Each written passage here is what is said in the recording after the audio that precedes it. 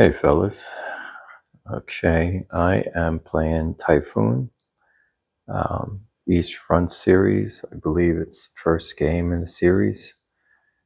It is the Soviets' turn.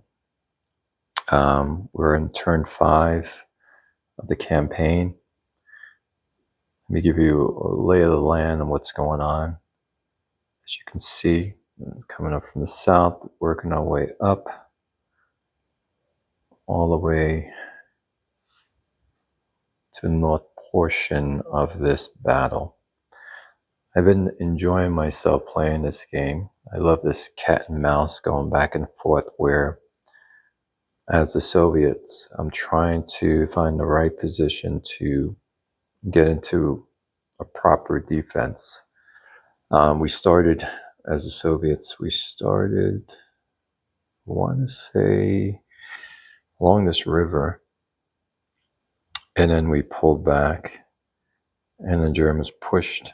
We pulled back again, and now we have a line here and another line behind this river, and I believe there's a fortified hex line as well behind that. I'm gathering units over here.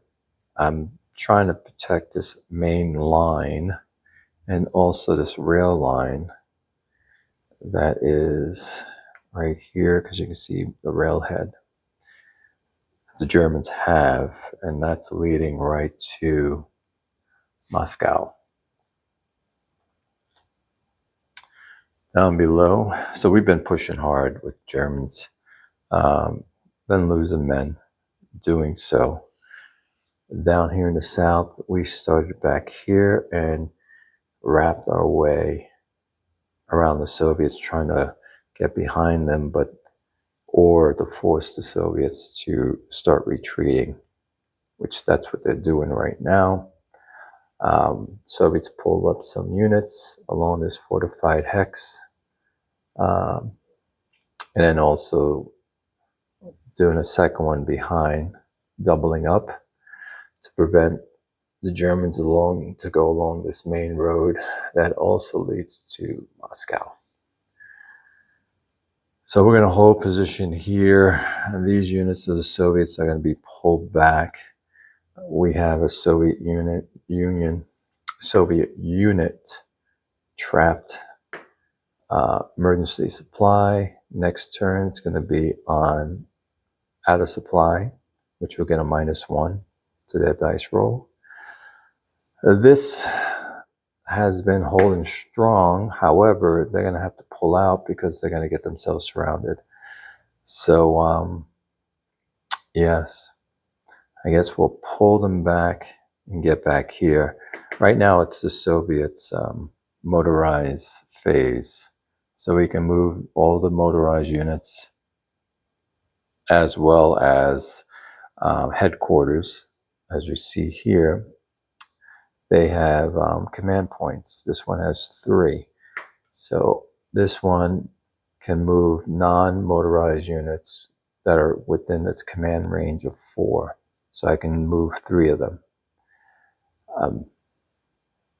They come in handy. That comes in handy when you want to do a counterattack. Over here, we have the Germans. They're out of supply, but it doesn't matter. As long as I can feed them attack supply trucks, they can continue attacking because there's really no big penalty against them for being out of supply, except for a -2 on their movement points. So right now, we're in mud and storm, so it's brutal. So these guys, unless they're on a minor road, we're moving 1 hex at a time. So that's right now going to be a killer, because all clear terrain is going to be now 2. It's going to cost 2 movement points. Minor road,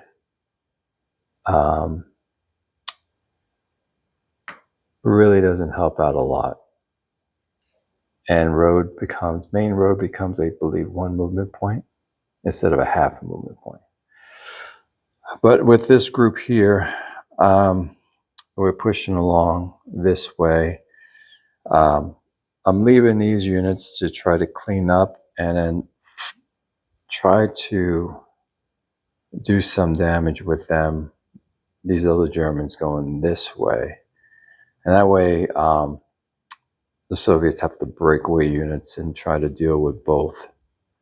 We have these units here that I have a railhead right here. I'm trying to get that railhead, which will lead back.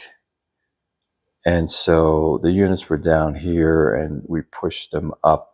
The Germans pushed up the Soviets back to that location. The Soviets are going to try to hunker down and get into strong points and try to make the Germans work for trying to get this rail line. Now the Germans only have a couple of infantry divisions, and I believe 2 panzers. So they don't have much firepower, but they're going to have to figure out a good way of dealing with them. Maybe not deal with and get around them, try to cut them off. I think that would be the best bet. So that I have to think about this one. And then we get to over here in the north. Not really much going on, just shuffling units around. The Soviets were here. We pulled them back to get into supply range. So they bunched up, and we don't have many reinforcements coming up here for the Germans, so it's just been static up here. And these Germans over here are out of supply. If they're attacked, they will have, the attacker will get a -1 in favor of their dice roll, but no one's attacking them. So I'm not going to worry about that. And like I said, we are in the German motorized. I moved some units already. This one here and that unit there. I have to look at the stack over there to see which units, because I want to move some by rail as well. So I have to go through those stacks of units that are coming on and to bring them. We also have this turn for the Soviets 4 or 5 replacement points. So we have 5 infantry replacement points. So don't want to move any units that are on the board, they're on the map, because of then I can't give them replacement points. So for instance, if I wanted to give these guys replacement points, they can't move, and I can give them replacement points then during the engineering phase. They can't attack, and they cannot be in an enemy ZOC. This unit here, if I want to build them up to be stronger, or this unit here, they can't move, but I doubt I'm going to do that because of, now these guys are trapped. They can't get out. So maybe I might build another line here and give him a replacement point. I might do that. In any event, that's where it stands right now, fellas. And and Germans, we only have on the 9th, we get reinforcements, and I believe we also get replacements finally on that turn. And the Soviets, let me go around for a minute.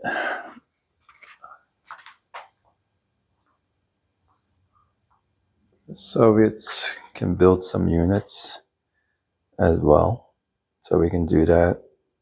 And what they do is, once you build them to their step. So this is a 2-step. So you build it, give it that 1 step, and you put it into the active box.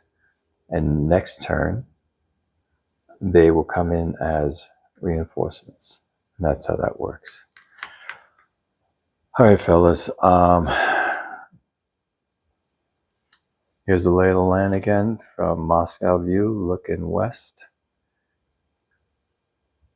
I will talk to you guys later.